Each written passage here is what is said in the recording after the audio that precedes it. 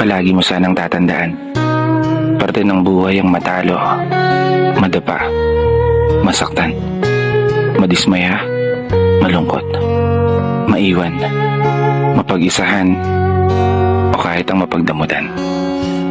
Kasi ang tanging magpapatibay sa'yo, walang iba kundi ang sarili mong karanasan. Lord, tulungan niyo po sana akong may panalot ng buhay na to. Wala po akong malaking plano o pangarap para sa sarili ko.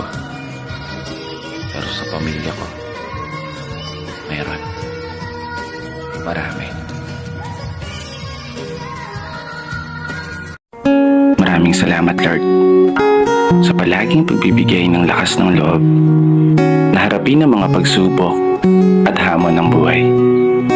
Asahan mo, palagi kong pipiliin ang magpatuloy, gaya ng pinangako ko sa'yo.